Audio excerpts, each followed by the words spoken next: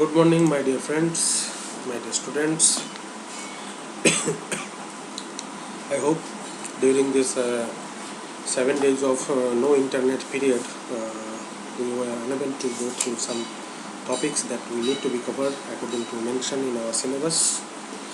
So again, we came to our previous position to have online classes, to have online videos and content regarding our syllabus of biopharmaceutics, and the last topic that we have to be covered regarding this biopharmaceutic, that is the bioavailability, the most important chapter with concern to the pharmacokinetic parameters. And because this bioavailability is the ultimate availability of the drug into the systemic circulation to have some kind of pharmacological or therapeutic effect with respect to a drug to cure some kind of illness.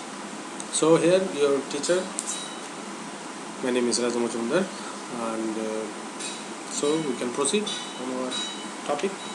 So what is this bioavailability? So basically, when we are concerned about bioavailability, the word itself expressing something like bio and availability. Biologically available something. That means whenever something will be biologically available. Suppose there's like a simple thing you have to be remember in your mind always, that we are consuming food. We are consuming food on behalf of nutrition. On behalf of nutrition, that is, cell require those kind of some chemical substances as a nutritional property, that the cell can some kind of biological process can be converted into an energetic process, so that we can consume energy, we can produce energy for our day-to-day life metabolic activities, so that we can feel energetic. And due to that deficiency, different kind of consequences regarding health problem will occur. So in this route of same way, as I have told you earlier during the classes of absorption, the pathway that we are consuming food and the foods are consumed by the body, same pathway is also followed by the drug, because both of them are chemical substances, but the aim is only different. We are consuming food for the nutritional purpose. Sometimes some foods having that kind of property that prevent us from different kind of illness. That is a preventive measure of a food. Some foods are also having an antioxidant property, so that oxidation will be reduced inside of our body, which is the root cause of different kind of development of ailments or diseases. Same way, drug we are consuming when we are affected by some kind of disease or microbes, or in a chronic basis something is happening inside of our cell signaling or systematic pathway. Whenever our body is not achieving a required systematic pathway, we are consuming some kind of chemical substances called as a drug to recover that signaling or systemic pathway for betterment of our health. That is the use of the drug. So now how it will show its effect with respect to food or drug, how they will able to show their effect, or how they will fulfill their objectives. They will fulfill their objectives whenever they will be in the systemic circulation of our blood. Because if you don't know how to reach to your college, that means you don't know what is the pathway, what is the road.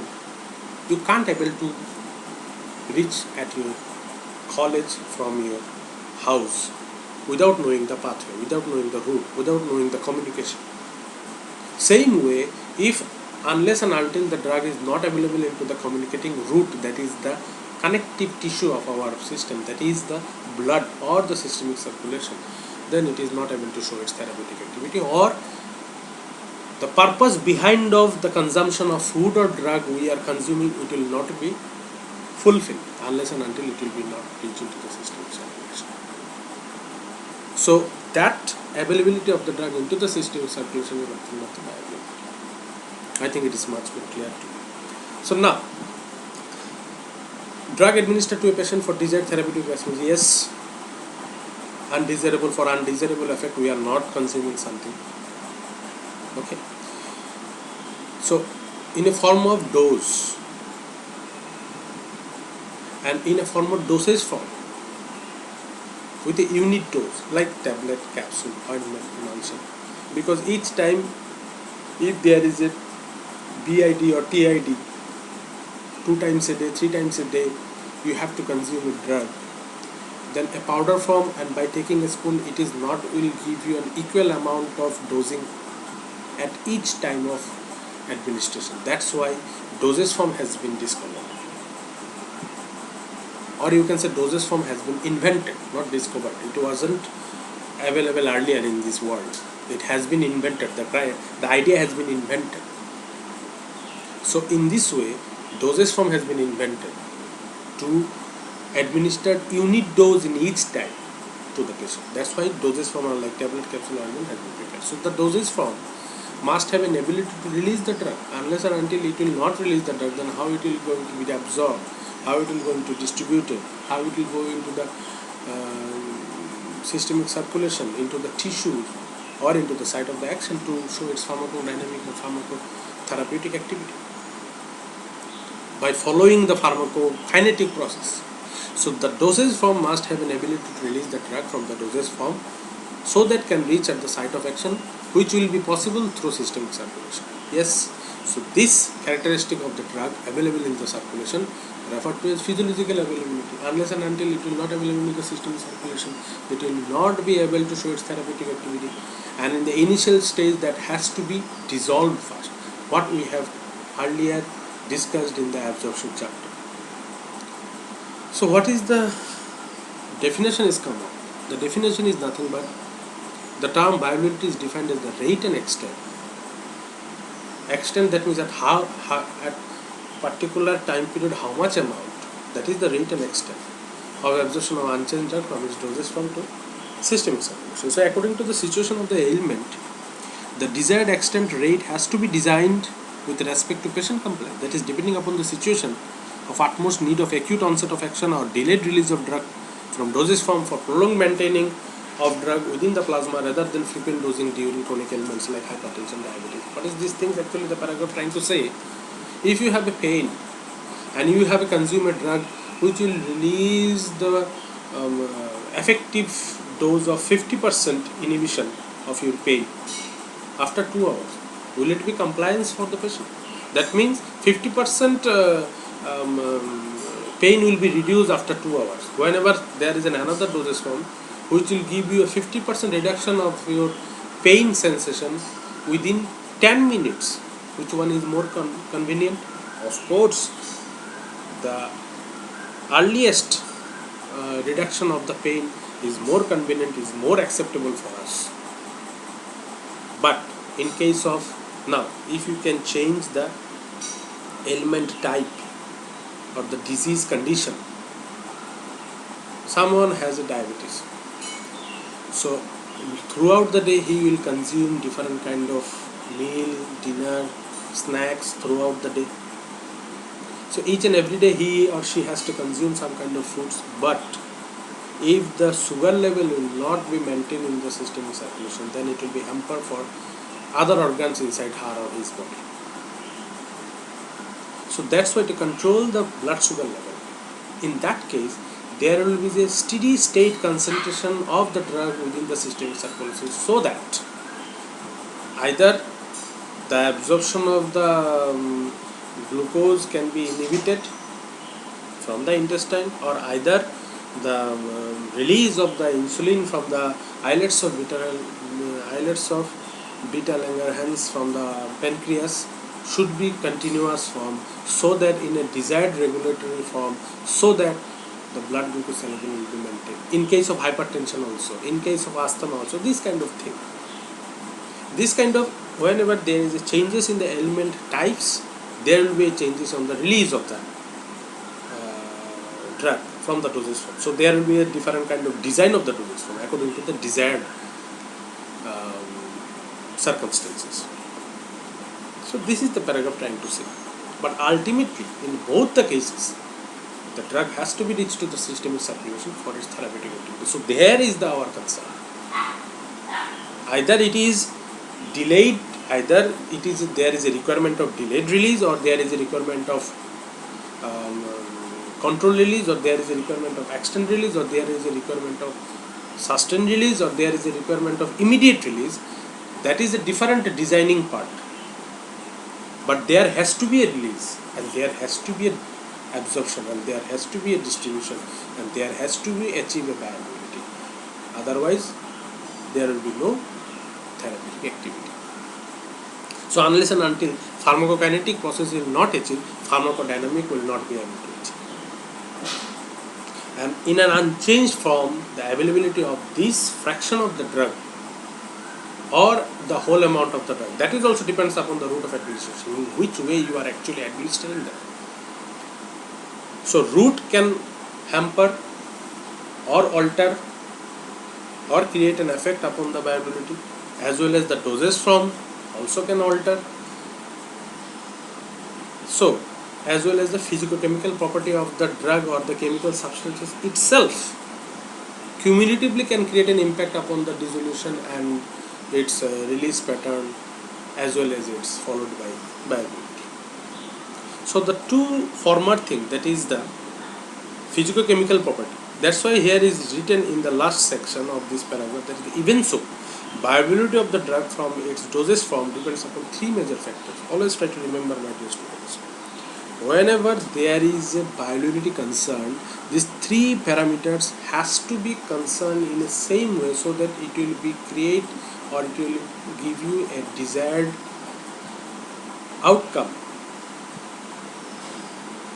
And because these three parameters or these three sections or factors can create an impact upon the bioavailability. So what are these? The physicochemical property, as I told, the characteristic of the dosage form, the characteristic of the drug, API as well as excipients. Again, the patient related factors. Is it in disease state? Which kind of disease state? Is the patient has a good capability of absorption? Is his GIT is working in a normal way basis or not? What is the blood flow within his body? What is the heart rate of the patient? So many things are very essential. What is the age of the patient? Which gender the patient belongs to? These kind of things are patient related. That is the subject related. That is the physiological system related.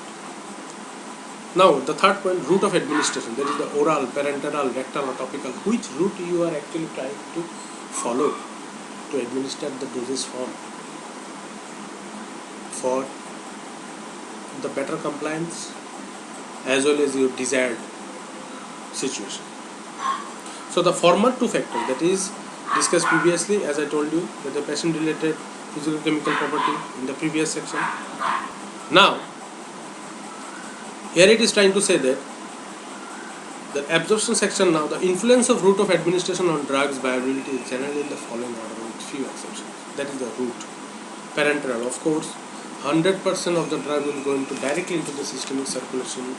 So 100% of the drug in an unchanged form is available into the systemic circulation, 100% bioavailability. That means 100% physiological availability of the drug in the systemic circulation. So the drug followed by oral. Whenever you are giving something in oral, you can't say 100% is going to change, because at their absorption site, pre-systemic metabolism will be there. Few drug may be degraded due to the presence of acidic region. Few are due to the pH, different region of the pH are converted into ionic form, not able to insert into the systemic circulation by crossing the physiological barrier. In case of rectal, as compared to the oral, it is lesser due to inconvenience of the patient. First thing. Later on, there is some kind of release maybe of the drug. Whenever sometimes so many circumstances can create an impact upon this rectal. And topical, obviously there is an outer apply. So if the drug molecule is not that much of particle size, it can't be able to penetrate. If there is a huge sweating, then there is again evacuation of the drug from the site. So many things can happen, so there is a less chances of getting bioavailability. So after administration of drug through oral, instead of 100% amount, some fractions are reaching to circulation. Okay, so in an unchanged form. So which is called biologically available with respect to oral. So we can also say bioavailable fraction. If we encrypted is as a F, that means if we code that bioavailable fraction or the bioavailable amount of the drug, if it is referred as F, then this F, it refers to the fraction of administered dose that enters the systemic circulation, nothing but the ratio of bioavailable dose that is in the systemic circulation divided by the administered.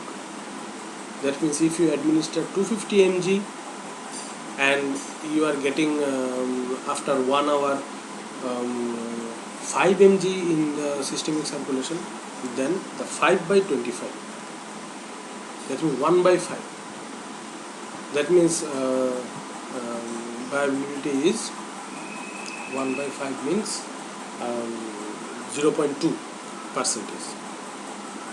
So instead of 100%, 0.2% has been achieved after 1 hour. This is bioavailability. This is bioavailability. So what is the objective of this bioavailability studies? Primary stage is to develop suitable dosage form of a new drug. Okay, it is a primary stage to develop a suitable dosage form. Now second thing is determination of influence related to excipient.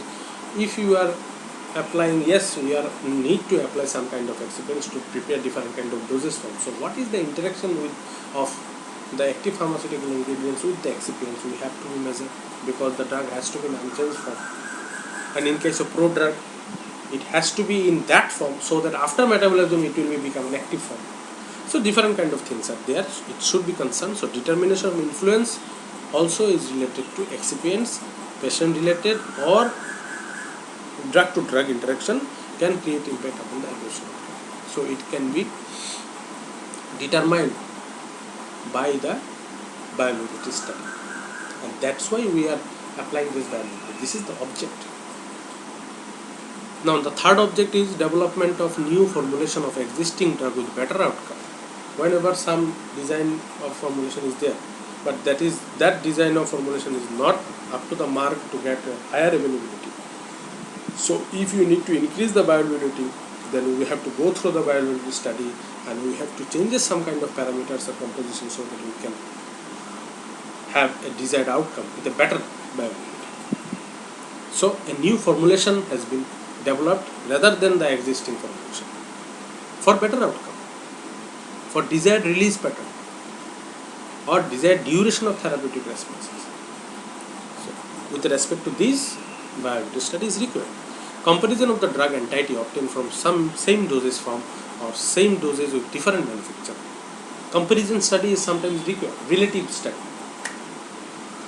What is happening if I am giving it to oral dosage form rather than IV, or to extent of that IV outcome of the therapeutic, how much drug we have to be incorporated in the oral dosage form so that we can able to achieve which similar to that IV, so that patient can have some compliances.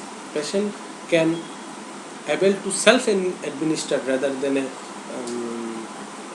technical person is required.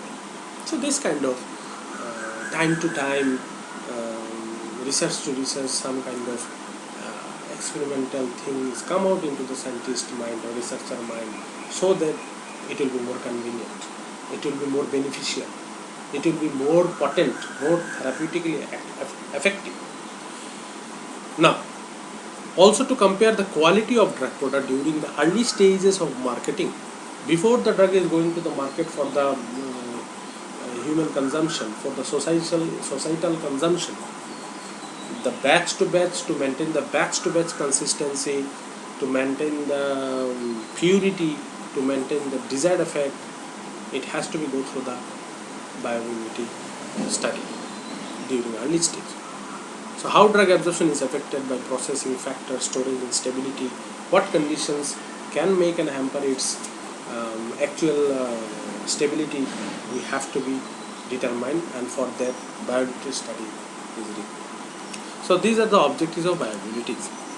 Now there is a type of viability with respect to measurement. Yes, with respect to measurement, the concept of viability is same.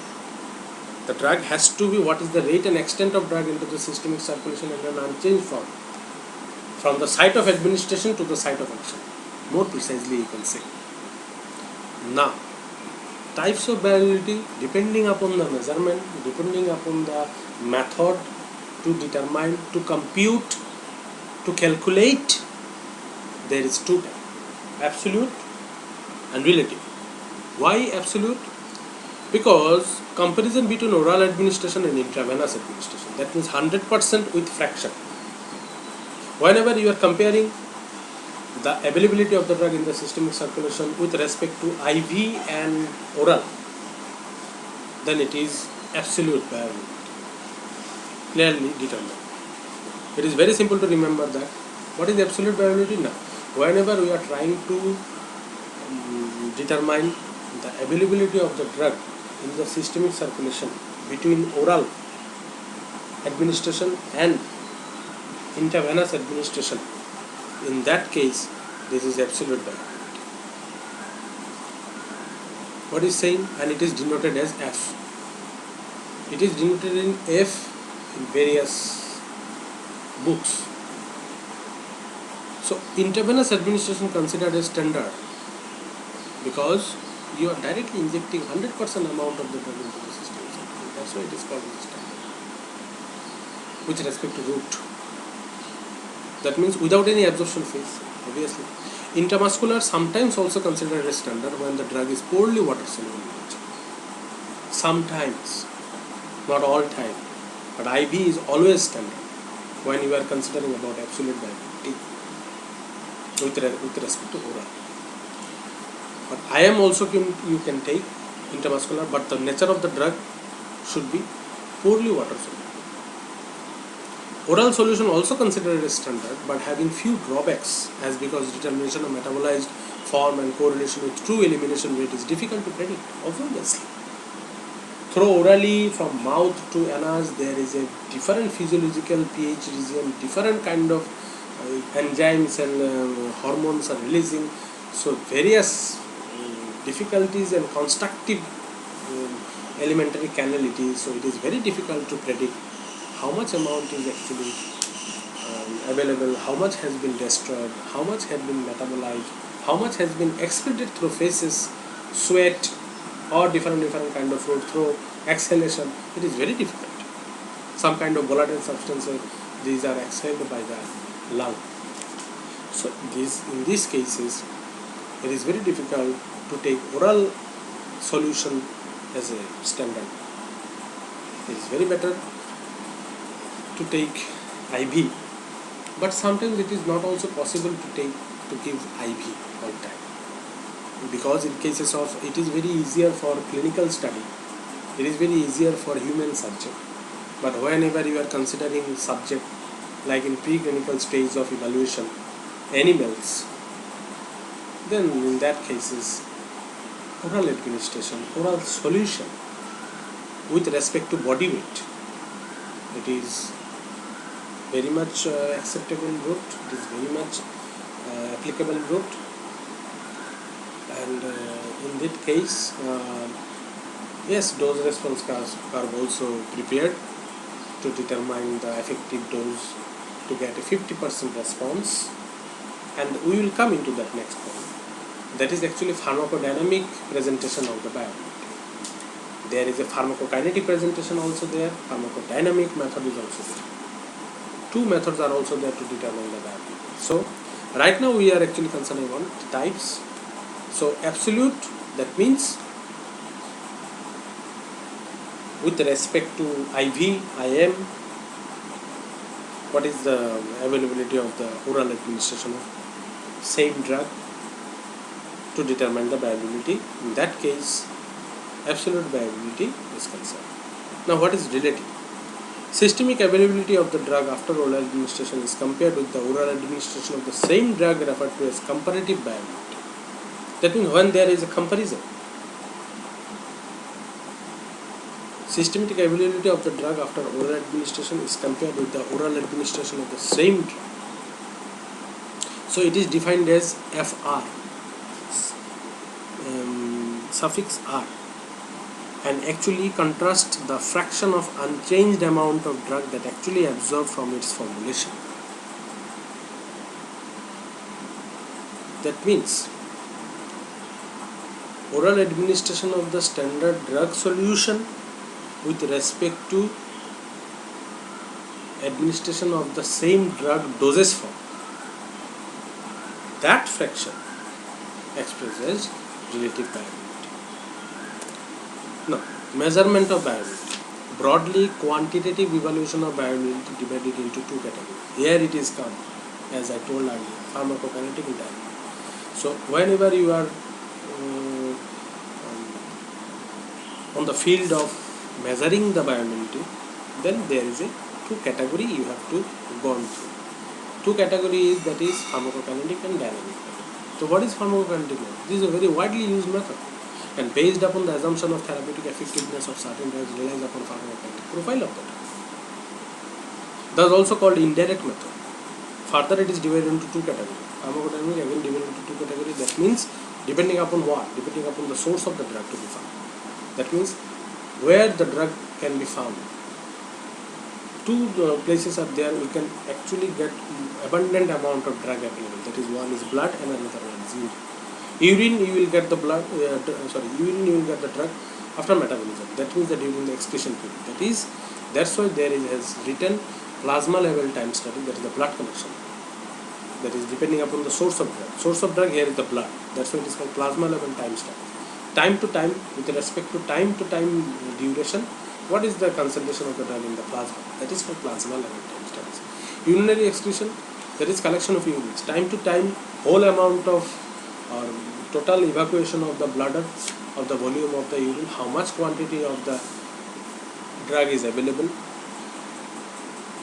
That is urinary excretion studies. Both are with respect to time. So pharmacodynamic method, this is based upon the direct therapeutic response of the drug. That means acute pharmacological response or therapeutic response. Sudden exposure or a delayed response what you are getting.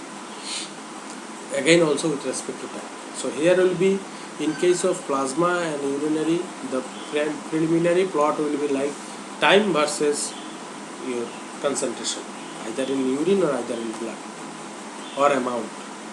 And here with respect to dose, what is the your therapeutic effect. We will come into the next. There is a different graphs it also there. We will go through that. So what is pharmacokinetic method? 10 to 11 points are there. You have to remember. It is a very easy thing. So how can we able to plot that? So plasma level time study. It is most reliable method as compared to urine data based upon assumption that two doses forms that exhibit superimposable plasma level time profile in a group of subjects should result in identical therapeutic activity. That means, try to remember one thing. In case of absolute or relative, at least two types of parameters or two types of groups you have to take. Another one is standard, one is a test or something. Because one group never going to give you any kind of comparative study or regarding that. Because either or you have to compare with something. Whenever you are comparing with IV route compared to oral, that is absolute. Whenever you are comparing, both are oral, but one is formulation and another one is solution, that is relative.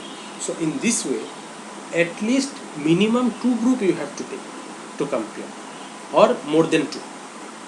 Because with respect to standard, you may take 3 doses, 4 doses, or 3 kind of doses of same doses from, or same doses of 3 kind of doses from, whatever else. Minimum is 2, and more than 2 whatever you want to take with respect to one standard. That's why with a single dose method, with a single dose method, need collection of blood up to 2 to 3 biological half-life. That means whenever you are collecting the blood, that means there must be, according to the standard drug you have taken. If you know that the drug has a standard half-life like 1 hour, that means you have to collect the blood at least up to 3 hours with your test dose or with your oral dose, because with respect to that drug, if you are not go up to the 3 biological half-life, you are not having a good AUC curve with respect to time. So it will be very difficult for you to determine different kind of pharmacokinetic parameters. It is better minimum to take 3. I would suggest it will be very much better to take up to 7 biological half-life. Okay. Then plot should be prepared by taking plasma drug concentration versus corresponding time, as I told you.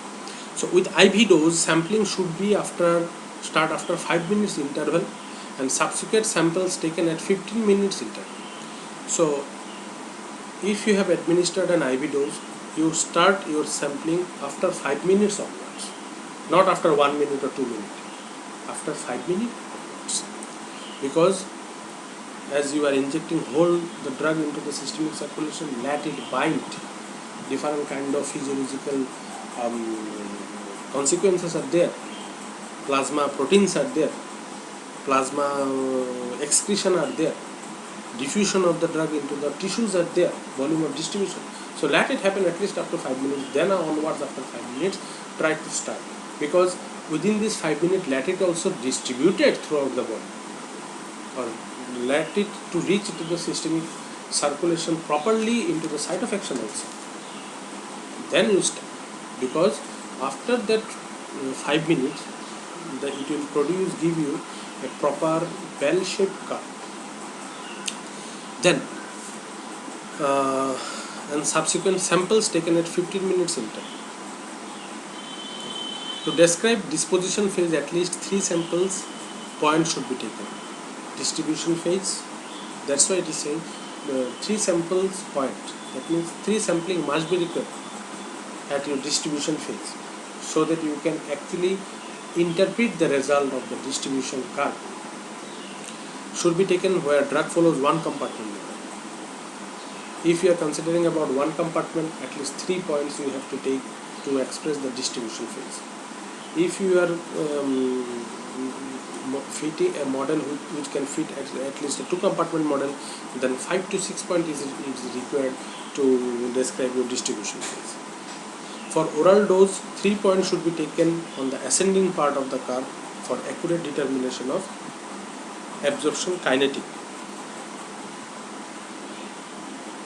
The 3 parameters of plasma level time studies which are considered important for determination of bioavailability, of course, that is Cmax, Tmax and AUC.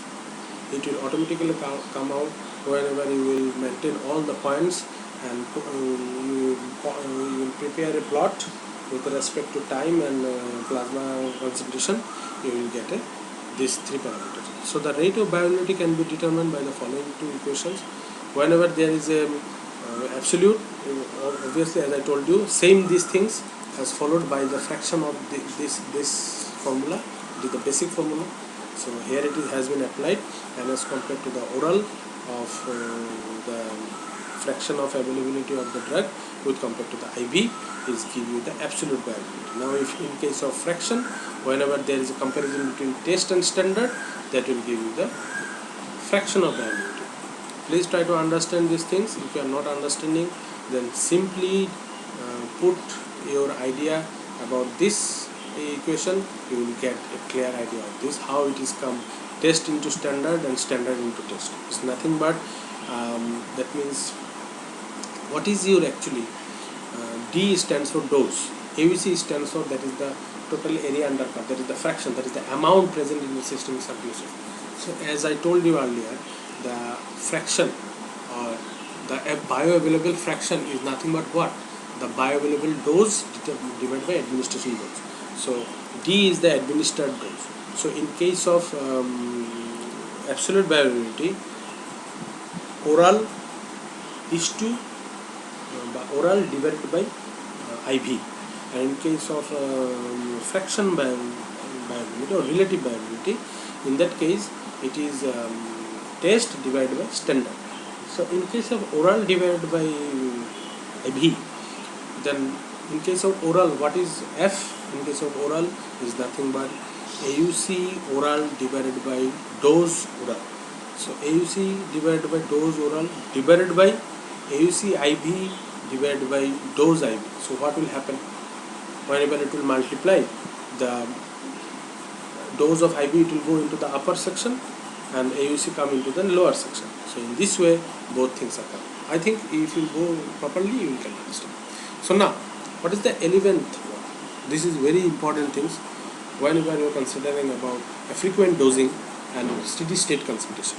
So with multiple dose study, the method involves drug administration for at least 5 biological half-life with dosing. Do you know what is this actually 5 biological half-life, 2 biological half-life? What do you mean actually? I am trying to clear about here. If a drug, suppose if a drug have a 1 hour biological half-life, that means you have administered 100 mg. Now 1 hour it will become 50 mg after that. Then again another 1 hour, that 50 mg will become what?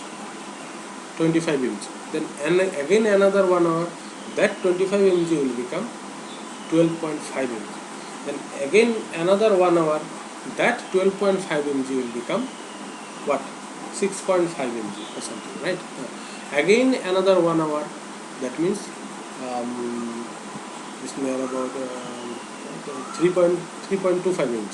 3.25 mg. Then again another 1 hour, it will become 1.5 or something. This is called 7, 5 or 2 or 3 biological half-life. Up to that extent of period you have to take the blood samples, you have to take the readings, you have to take the data. So these are the things. So here also it has been written, whenever you are going through a model like multiple dosing, you will give multiple dose with different interval of time, unless and until you reach into the steady state concentration. That means the area under curve will become steady. That means the CSS, nothing but steady state. SS stands for steady state level. CSS minimum, that means minimum steady state concentration, and that is CSS maximum steady state concentration. And another dosing again will give you a steady state curve. So during this multiple dosing, you have to administer for at least 5 biological half-life of the dose, and with dosing interval equal to or greater than the biological half-life. That is administration of at least 5 doses. At least 5 doses you have to administer to get a steady state concentration, or maybe sometimes it will require more. So to reach the steady state, in that case, which AUC will concern? The AUC will concern the first steady state concentration you have achieved. That AUC you have to concern as a test, and that AUC you have to concern for also standard.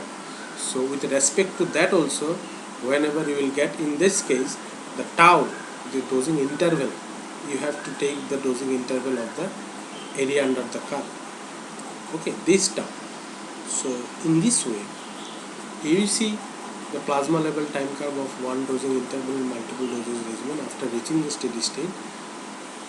By using the steady state also, you can determine the bioavailability on multiple dosing state. So what is urinary excretion? So this is the another one. So in the pharmacoanalytic, we have learned earlier, that is one is blood collection, that is plasma level time curve, and another one is the availability of the drug also can be possibility in the urine. So by urine collection also we can determine the viability. So what is it? Just go through it. It is based upon the principle that the urinary excretion of unchanged drug is directly proportional to plasma concentration. Yes, more will be the concentration, more will be the excretion or rate of elimination. So as a rule of thumb, determination of viability using urinary excretion method should be conducted if at least 20% of administered dose is excreted unchanged in the urine. It is particularly useful for drug extensively excreted unchanged in urine and drugs that have urine as the site of action. That means whichever the drug you have taken to study the viability, at least the 20% of the administered dose must be excreted unchanged in the urine. Then this urinary excretion study to determine the viability will be more applicable, more suitable. At least your standard has this property, so that you can compare in a better way.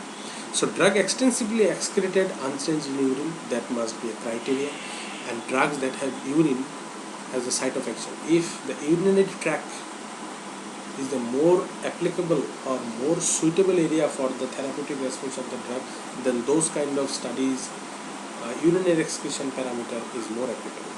So concentration of metabolites excreted in urine is never taken into consideration due to its pre-systemic metabolism at different stages before absorption, and the process involves collection of urine at regular intervals for a time span equal to 7 biological half-lives.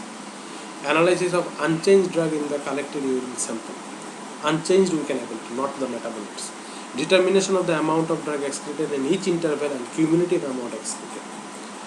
So for obtaining valid results, what should we need to conserve? We need to avoid residual amount within the consecutive next to next collection of urine sample. That means the bladder has to be empty at each time during the collection of the urine. Otherwise, the residual amount will be there in the bladder and it will be cumulatively added into the next collection of the urine. So there will be a little bit of contradiction or bias may occur, which will not give you a suitable result. So total empty of the bladder is required. Frequent sampling of urine is also essential. It's not like that very interval should be higher, interval should be smaller, lesser interval will be there, and frequent collection of the urine should be there, and more consumption of water also will be there, so that excretion can be better way. Frequently you can collect the urine. So frequent sampling of urine is also essential in the beginning in order to compute correctly the rate of absorption. So the fraction excreted unchanged in urine must remain constant. Now, in this case of urine collection, same way if you plot the rate of excretion with respect to midpoint time of urine collection. Here mid time we have to take, not directly the time. Urine collection, midpoint urine collection, that means starting of urine to end of the collection for each interval, there you have to find out the midpoint, and with respect to that midpoint, by taking into the x-axis, whenever you will plot a rate of excretion, that means dxu by dt, in the y-axis you will get a maximum dxu by dt, that is maximum urinary excretion rate with the maximum time tu. That means the maximum urinary excretion rate obtained from the peak point of the plot between rate of urinary excretion versus midpoint time of urine collection period. And Tu max, that means the time for maximum excretion rate, its value decreases as the absorption rate increases, obviously. And Xu, infinity, that is the cumulative amount of drug excreted, that is the area under the curve. So it is related to AUC, plasma level time curve, increases as the action time increases. Fine. Same way, the AUC here, it is Xu, the infinity, that is the total area under curve. Oral versus IV for absolute viability, test versus standard for relative viability. And also in case of steady state, you have to plot again same way, multiple dosing, unless and until the steady state concentration AUC or XU infinity you are not getting, till then you have to continue with dosing, and in this way multiple dosing steady state concentration also can able to give you a clear idea about the viability, how much dose can able to reach into the steady state concentration. So instead of these two methods also, viability can also be determined for a few drugs by assay of biological fluids other than blood and urine. So which are the biological fluid? Like saliva is also more acceptable, but in this case, like theophylline, salivary excretion can be used, whereas the cephalosporin antibiotics, appearance of drug in CSF and bile can be determined. So now it is pointed to the pharmacodynamic method. Pharmacokinetic method has been over. So what is the pharmacodynamic method you can apply? In details, you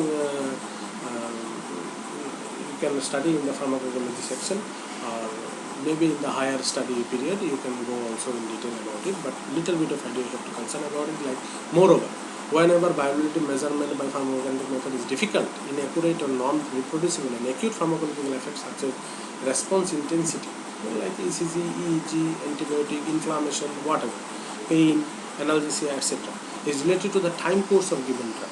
So, with respect to time, what are the effect of the drug?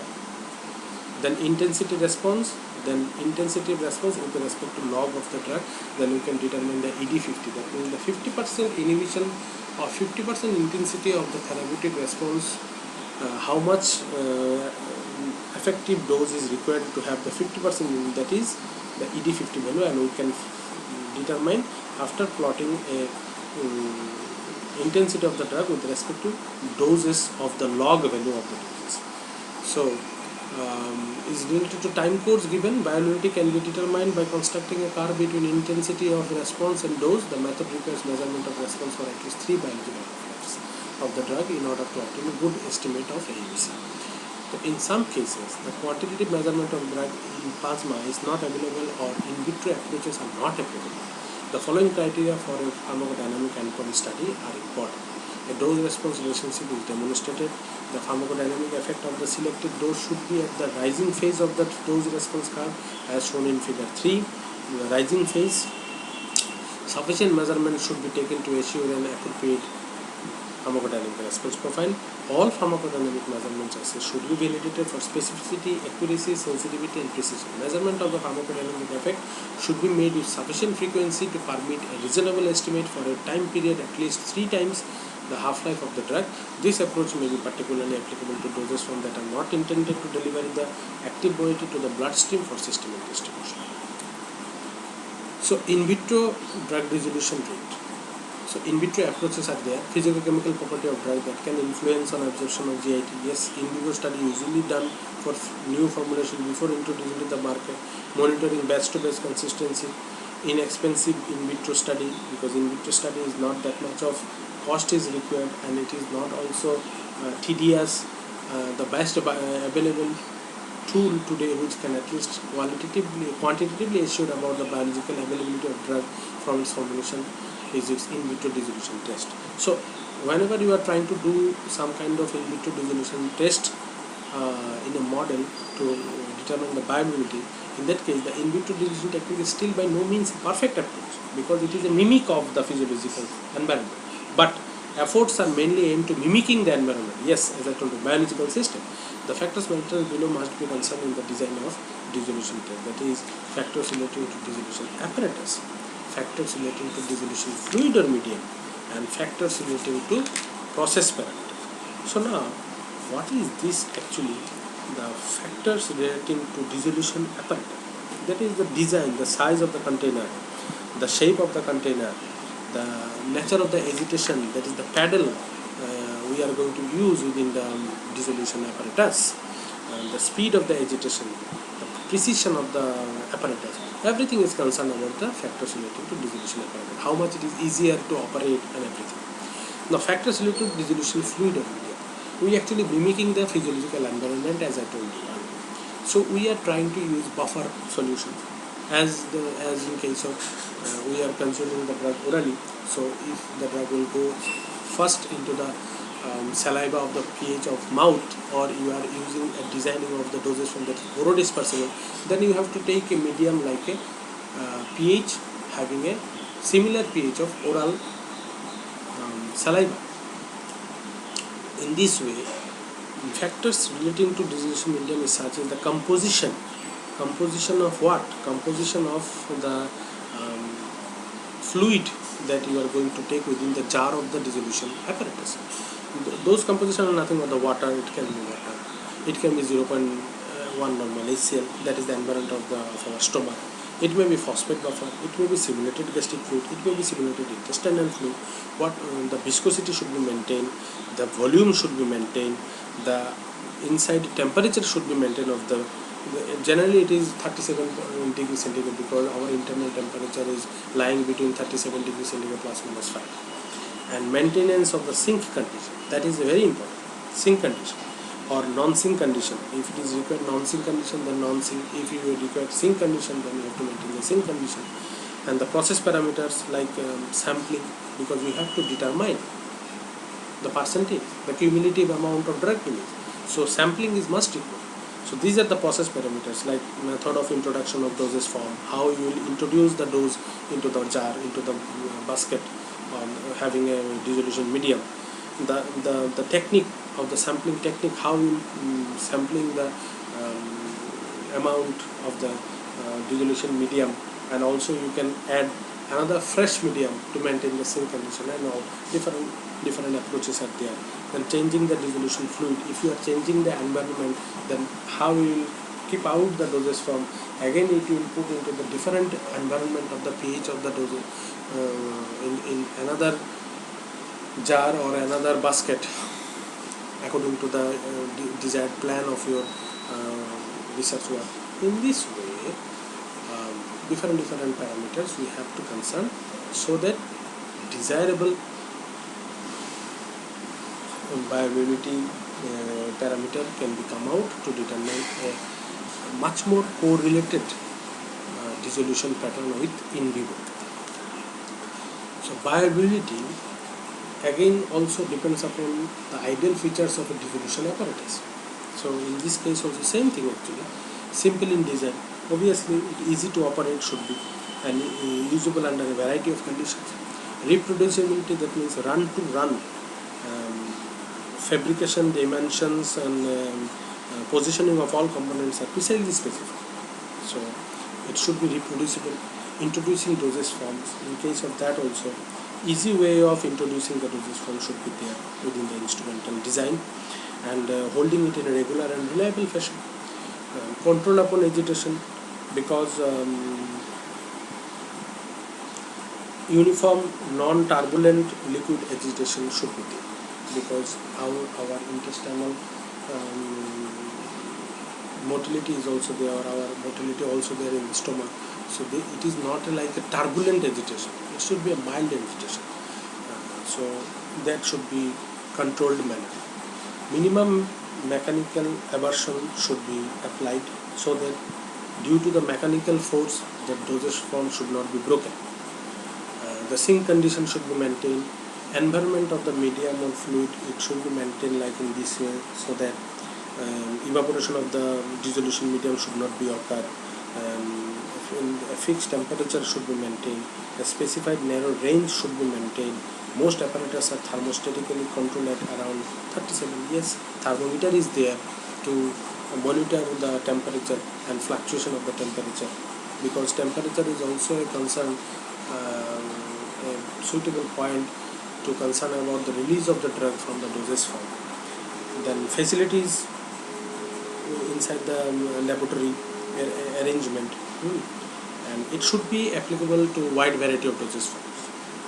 The ideal characteristic of the instrument should be like it should be applicable to wide variety of dosage forms.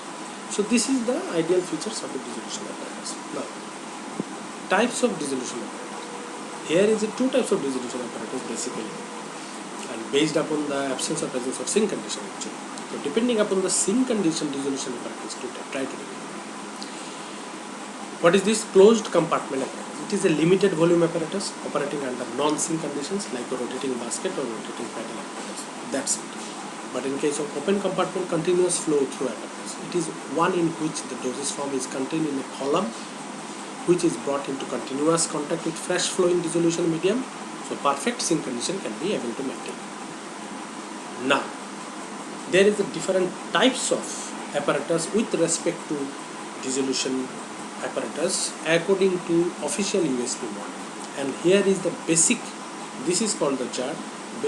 Actually the total volume of the jar is 1000 ml, and always we are trying to maintain 900 ml. And the picture is automatically show you this is the shaft where the paddle or the basket 22 mesh according to the type apparatus. I will go through that this table. So this is the dissolution medium, this is the shaft. Sometimes within the mesh there is a tablet or capsules are containing, and sometimes the paddles are there, the dosage form are directly put into the jar, So the tablet will come into the contact with the dissolution medium and it will disintegrate as well as it will release the drug continuous form. And the distance should be maintained up to 2 centimeter from the bottom of the jar, and the 37 degree centigrade of the temperature should be maintained inside of the volume of the jar. So what are the types? There are 7 apparatus types are there according to USP model, and in this case rotating basket, type 1 is rotating basket. This is nothing but the type 1 apparatus, rotating basket. Why? This basket is actually applicable for the drug formulation, can be tested to conventional tablets, chewable tablets, control release tablets, formulation, control release formulation. So for these kind of formulation types, for dosage form types, rotating basket type of USP apparatus type 1 is applicable. What is USP apparatus type 2? This is USP apparatus type 2. When there is a pedal instead of a basket, this is called USP model apparatus type 2. Here is in written rotating pedal apparatus, USP type 2 you can say. So rotating pedal, this is applicable for which kind of formulation? Tablet, disintegrating tablet, chewable tablet, capsules, control release, suspension, everything. Now when there is a reciprocating cylinder instead of this basket and pedal, if there is a cylinder, in that case also this is called apparatus type 3. Control release formulation and chewable tablets are only applicable for that kind of dosage forms to evaluate the dissolution pattern. Now if there is a flow through cell, as I told you, flow through cell, that will when with open model, sink condition, this is called apparatus type 4. Formulation containing poorly soluble drug, powders and granules, micro particles, implants. In this case, this type of apparatus is applicable. Now apparatus type 5, pedal over disc.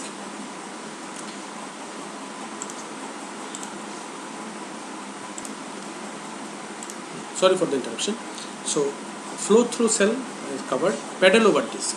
Now pedal over disc, what is this pedal over disc? Nothing but there is a one kind of disc is placed just below the pedal. Here is USP type 2, but just below this pedal there is a placement of one disc. That disc is stainless steel disc, and whenever there is a pedal over disc, that is called apparatus type 5. And for drug formulation, only for the transdermal formulation of drug, transdermal formulation cases, when you are going to evaluate its dissolution profile, then pedal over disc apparatus type 5, USP apparatus type 5 is applicable. Now apparatus type 6, whenever there is a cylinder instead of a basket, then transdermal for transdermal formulation, then it is also called apparatus type. That means for transdermal formulation, to study the dissolution profile for transdermal formulation, 2 types of apparatus of USP model can be applicable. One is apparatus type 5, that is pedal over disc, and another one is apparatus type 6, that is cylinder. Try to remember. Okay, so there is a 2 common apparatus for one formulation type, that is transdermal formulation. Now controlled formulation, non-disintegrating oral formulation and transdermal formulation. Here is also again another one is transdermal formulation, but controlled formulation. Transdermal with controlled formulation, controlled manner.